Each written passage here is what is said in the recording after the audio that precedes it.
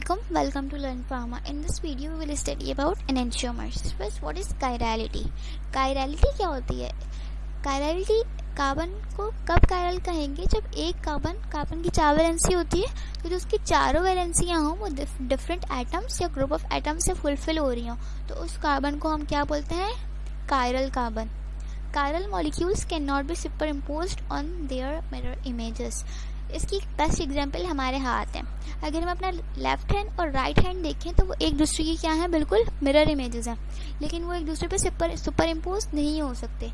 जैसे कि ये दोनों हाथ हैं, ये हैंड था, इसकी मिरर इमेज है बिल्कुल इसका दूसरा हाथ, लेकिन दोनों हाथ आपस में सुपर इम्पोज नहीं हो रहे. सुपर इम्पोज कैसे देखेंगे? क्लैप नहीं करना है, एक हाथ के ऊपर दूसरा हाथ रखना है बिल्कुल सेम उसी साइड से. अगर कि पाम ऊपर है तो दूसरे वाले हाथ की भी पाम जो है वो ऊपर होनी चाहिए. तो वो दोनों सुपर इम्पोज नहीं कर रहे हैं ना, मतलब थंब के नीचे थंब नहीं आ रहा, इंडेक्स फिंगर के नीचे इंडेक्स फिंगर नहीं आ रही, मतलब ये दोनों एक दूसरे को सुपर इम्पोज नहीं कर रहे. तो मतलब ये कायरल मॉलिक्यूल्स हैं, क्योंकि कायरल मॉलिक्यूल्स भी सुपर इम्पोज उनकी मिरर इमेजेस पे नहीं करते. और जो कायरल मॉलिक्यूल्स होते हैं उनके अंदर सिमेट्री नहीं होती. जैसे कि अगर हम हाथ देखें अपना, तो इस हाथ के अंदर अगर हम ये बीच में से कट कर दें तो ये क्या होंगे? ये जो दोनों साइड्स, जो दो हाफ्स होंगे, इन दोनों में सिमेट्री नहीं होगी. या मतलब यहाँ पे थंब आ रहा होगा, इधर थंब नहीं है, इधर इंडेक्स फिंगर है, इधर इंडेक्स फिंगर नहीं है, मतलब ये दोनों क्या हो जाएंगे? अनइक्वल हो जाएंगे. अगर हम इधर से कट कर दें तो भी क्या हो जाएगा? अनइक्वल हो जाएगा. मतलब कि जो कायरल मॉलिक्यूल्स हैं उनके अंदर सिमेट्री भी नहीं होती. और जो कायरल मॉलिक्यूल्स होते हैं उनके अंदर क्या होती है? ऑप्टिकल एक्टिविटी होती है. They are optically active. Enantiomers क्या है? आइसोमर्स की एक टाइप है which are non superimposable mirror images of each other. जैसे कि ये वाला कंपाउंड है. अब मिरर इमेज कैसे बनाएंगे? बीच में मिरर रखेंगे, तो जो यहाँ पे जो एटम लगा हुआ होगा मिरर के पास, वो मिरर के इधर भी पास आएगा बिल्कुल. और कार्बन जो ऊपर है वो ऊपर ही रहेगा, जो नीचे है वो नीचे ही रहेगा. जो मिरर से बहुत दूर है वो यहाँ पे भी मिरर से दूर ही आएगा. तो ये क्या होगा? इसकी बिल्कुल मिरर इमेज हो गई. अगर हम इसको उठाकर इसके ऊपर रखें तो क्या ये इसको सुपर इम्पोज करेगा? नहीं करेगा. क्यों नहीं करेगा? कार्बन के ऊपर कार्बन रख दिया हमने. जब ये हाइड्रोजन, इसको पूरा उठा के लेके जाएंगे तो ये हाइड्रोजन इथेन के ऊपर आ रहा होगा, तो ये डिफरेंट है ना. और ये वाला इथेन हाइड्रोजन के ऊपर आ रहा होगा, तो मतलब ये एक दूसरे को सुपर इम्पोज नहीं कर रहे. तो इस तरह से हम इनको, इन आइसोमर्स को हम क्या बोलेंगे? इनएंशियोमर्स बोलेंगे. What is optical activity? Optical activity क्या होती है? हमने कहा कि इनएंशियोमर्स के पास ऑप्टिकल एक्टिविटी होती है कि प्लेन पोलराइज लाइट को रोटेट कर सकते हैं. Isomers which rotate plane polarise light clockwise are dextrorotatory. ऐसे आइसोमर जो प्लेन पोलराइज लाइट, जो एक डायरेक्शन में लाइट आ रही थी उसको क्लॉकवाइज रोटेट कर दें. लाइट आ रही थी, इसको इन्होंने क्लॉकवाइज रोटेट कर दिया, तो ऐसे कंपाउंड्स को हम क्या बोलेंगे? डेक्स्ट्रो रोटेटरी बोलेंगे. जैसे हमने नाम सुना होगा ना, डी ग्लूकोज, एल ग्लूकोज. तो जो डी होता है, वो जो डी स्टैंड कर रहा होता है, वो डेक्स्ट्रो रोटेटरी के लिए स्टैंड कर रहा होता है. और ऐसे isomers which rotate plane polarise light anticlockwise are laevorotatory. जैसे कि लाइट आ रही थी, इन्होंने क्या करा? इसको एंटी क्लॉकवाइज रोटेट कर दिया, तो वो आइसोमर्स क्या कहलाएंगे? Levorotatory. What is racemic mixture? Racemic mixture क्या होता है? हमने कहा कि 2 तरीके के इनएंशियोमर्स हैं, ठीक है. ऐसा सॉल्यूशन जिसके अंदर दोनों इनएंशियोमर्स इक्वल अमाउंट में प्रेजेंट हो, तो उसको हम क्या बोलते हैं? रेसिमिक मिक्सचर बोलते हैं. हमने कहा था कि इनएंशियोमर्स ऑप्टिकली एक्टिव होते हैं, लेकिन यहाँ पे लिखा हुआ है कि रेसिमिक मिक्सचर ऑप्टिकली इनएक्टिव होता है. तो ऐसे कैसे? क्यों? क्योंकि हमने कहा कि इनएंशियोमर्स जो रेसिमिक मिक्सचर जो है वो 2 इनएंशियोमर्स का मिक्सचर है. तो एक डेक्स्ट्रो रोटेटरी होगा, एक लीवो रोटेटरी होगा. तो जो डेक्स्ट्रो रोटेटरी होगा वो लाइट को क्लॉकवाइज रोटेट कर रहा होगा, और जो लीवो रोटेटरी होगा वो लाइट को एंटी क्लॉकवाइज रोटेट कर रहा होगा. तो जो दोनों डिफरेंट अपोजिट डायरेक्शन में रोटेट करेंगे तो क्या होगा? दोनों एक दूसरे को कैंसिल कर देंगे, और जो नेट रिजल्ट आएगा वो क्या आएगा? ऑप्टिकली इनएक्टिव आएगा. अब जैसे कि ये एग्जांपल दी हुई है, यहाँ पे क्या लिखा हुआ है? SNR. What is SNR? हम कैसे बता सकते हैं कि कौन सा स्ट्रक्चर R है और कौन सा स्ट्रक्चर S है? Assigning of R and S. तो जो R कॉन्फ़िगरेशन होती है उसके अंदर क्या होता है? जैसे कि ये हमारा कार्बन लगा हुआ है, अब यहाँ पे डिफरेंट एटम्स या ग्रुप ऑफ एटम्स लगे हुए हैं, तो हम क्या देखेंगे कि जिनके एटॉमिक नंबर्स जो होंगे वो देखेंगे। जिनका सबसे ज़्यादा एटॉमिक नंबर होगा वो क्या होगा, हमारा हाईएस्ट प्रायोरिटी एटम होगा। उसको हम क्या करेंगे, जो हाईएस्ट प्रायोरिटी एटम होगा उसको हम 1 नंबर दे देंगे, और उसके बाद जो होगा उसको 2, 3, 4 इस तरीके से हम इनको नंबरिंग कर देंगे। उसके बाद हम देखेंगे कि 1 से 2 की तरफ जाने के लिए हमारा एरो किस तरफ जा रहा है। जैसे कि यहाँ पे 1 है और यहाँ पे 2 है, तो एरो क्या हो रहा है, क्लॉकवाइज रोटेट कर रहा है ना।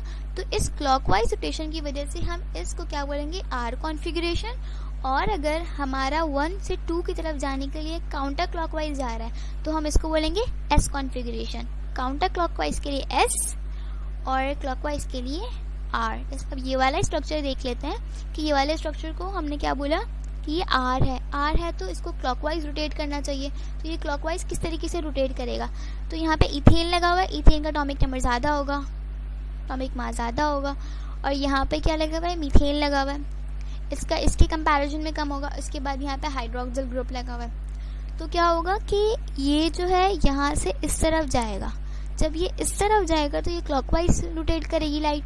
तो इसका मतलब क्या हुआ कि ये आर हो गया, हमारा एरो क्लॉकवाइज रोटेट कर रहा है। और जब हम ये वाला स्ट्रक्चर देखेंगे तो यहाँ से ये इस तरफ आएगा, और जब ये इस तरफ आएगा तो इसका मतलब क्या हो जाएगा कि ये एस फॉर्म है। Now chirality and drug development. जब हम कोई भी ड्रग बना रहे होते हैं तो कायरलिटी बहुत इंपॉर्टेंट होती है। क्यों? क्योंकि एनेंशियोमर्स क्या होते हैं, रिसेप्टर क्या होता है, पहले रिसेप्टर वो चीज़ होती है जहाँ पे जाके ड्रग ने बाइंड करना होता है। जब तक कि ड्रग रिसेप्टर पे बाइंड नहीं करती तब तक उसका इफेक्ट नहीं आता। तो उसको बाइंड करना है रिसेप्टर से, वो लाजमी है, वरना तो उसका इफेक्ट नहीं आएगा।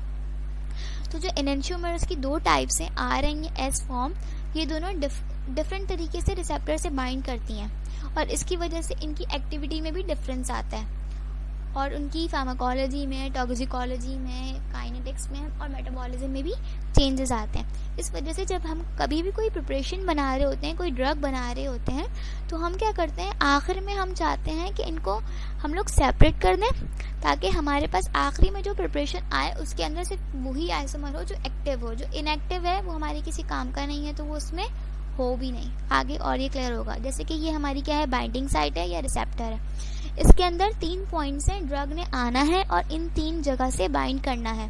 हमारी ये ड्रग है, ये एक्टिव एनेंशियोमर की फॉर्म में आ रही है। ये जो इसका ए से बाइंड कर गया, बी से, सी से बाइंड कर गया। मतलब ये ड्रग जो थी ये कम्प्लीटली बाइंडिंग साइट से बाइंड कर गई। तो इसका मतलब क्या हुआ कि इसकी एक्टिविटी फुल आएगी। और अगर हम इसको देखें तो इसमें क्या हुआ कि ये हमारी बाइंडिंग साइड है और ये हमारी ड्रग है। लेकिन क्या हुआ कि इसकी ये मिरर इमेज है, सी से सी इधर आया, ए दूर था, यहाँ से दूर हो गया, बाकी सब वही। तो इससे क्या हुआ कि जब इसने आके बाइंड करना शुरू करा तो यहाँ पे सी था इधर, तो सी ए से बाइंड नहीं होगा, ए सी से बाइंड नहीं होगा, तो यहाँ पे जो बाइंडिंग है वो कम हुई है ना, और यहाँ पे बाइंडिंग फुल थी। अब यहाँ पे बाइंडिंग नहीं हुई पूरी सही तरीके से, तो ये क्या हो गया, इनएक्टिव एनेंशियोमर हो गया।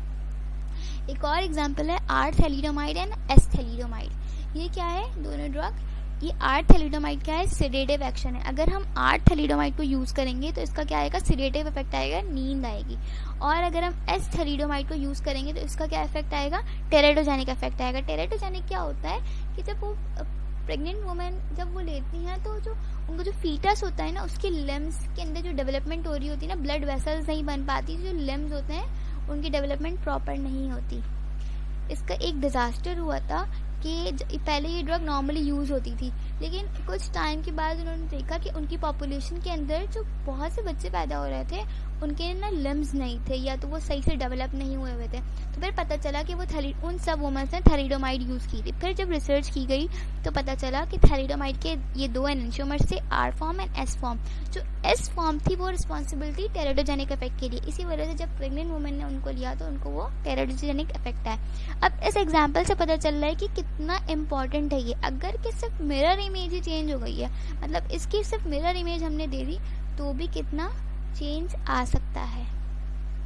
इन व्हाट इज एनेंशियोमेरिक एक्सिस, क्या होता है, degree to which a sample contains 1 enantiomer in excess over other. जैसे हमने कहा कि रैसिमिक मिक्सचर के अंदर दोनों प्रेजेंट होते हैं, दोनों एनेंशियोमर प्रेजेंट होते हैं। तो अगर कि एक एनेंशियोमर ज़्यादा होगा तो दूसरा ऑटोमेटिकली कम होगा। तो ए कितना ज़्यादा है उसको हम क्या बोलते हैं, इनएंशियोमेरिक एक्सेस बोलते हैं। रेसिमिक मिक्सचर के अंदर दोनों इक्वल होते हैं, तो इस वजह से 0% होता है, दोनों इक्वल, कोई भी ज़्यादा नहीं कोई भी कम नहीं। अगर हम बोलें कि हमने प्योर एनएंशियोमर बना लिया है, इसके अंदर सिर्फ और सिर्फ एक एक्टिव, अगर कि हमने ऐसी फॉर्मुलेशन बना ली है जिसके अंदर सिर्फ और सिर्फ एक ही टाइप का एनएंशियोमर प्रेजेंट है, तो दूसरा वाला बिल्कुल भी प्रेजेंट नहीं होगा। इसका मतलब क्या हो गया, 100% एनएंशियोमेरिक एक्सेस है। 2D structure of 3D molecule. अब जो हमारे जो मॉलिक्यूल्स होते हैं, ड्रग मॉलिक्यूल्स या कोई भी मॉलिक्यूल होता है या कोई भी शेप होती है, वो 3D होती है। तो हम उसको 2D ड्रॉ कर रहे हैं, तो उसकी क्या रिप्रेजेंटेशन होगी। अब जैसे कि आपने बुक्स वगैरह में या यहाँ जगह पर, डिफरेंट जगह पर इस तरीके के स्ट्रक्चर्स देखे होंगे। तो ये एक लाइन है, ये डॉटेड है, एक लाइन है कि वो बिल्कुल सही लाइन है, एक लाइन है कि ये इस तरीके से है, सॉलिड वेज टाइप की लाइन है। तो इनके क्या मतलब होते हैं। अगर कि वो बिल्कुल नॉर्मल लाइन है तो इसका क्या मतलब होता है कि ये जो बॉन्ड है ये प्लेन के अंदर ही है, पेपर के ऊपर ही है, बस उसके साथ साथ ही है। ये जो डॉटेड लाइन है, डैश लाइन है, इसका क्या मतलब होता है कि ये जो बॉन्ड है ये प्लेन के नीचे है, प्लेन के अंदर से आ रहा है, ठीक है। और ये जो सॉलिड वेज लाइन होती है, वेज लाइन होती है, इसका क्या मतलब होता है कि ये जो बॉन्ड है ये प्लेन से बाहर की तरफ, हमारी तरफ आ रहा है। ये 3 तरीके के बॉन्ड्स हो गए। और इस तरीके से हम क्या कर सकते हैं, एक 2D स्ट्रक्चर को 3D स्ट्रक्चर को 2D स्टैंड में रिप्रेजेंट कर सकते हैं। और हमें इसे समझ भी आ जाएगा कि कौन सा बॉन्ड पीछे जा रहा है, कौन सा बॉन्ड आगे आ रहा है और कौन सा बॉन्ड इन लाइन है। अगर आपको ये वीडियो पसंद आई है, समझ में आया है, तो प्लीज़ मेरे चैनल को सब्सक्राइब कीजिए, बेल बटन को प्रेस कीजिए, इस वीडियो को लाइक कीजिए और अपने फ्रेंड्स के साथ शेयर कीजिए। Thank you.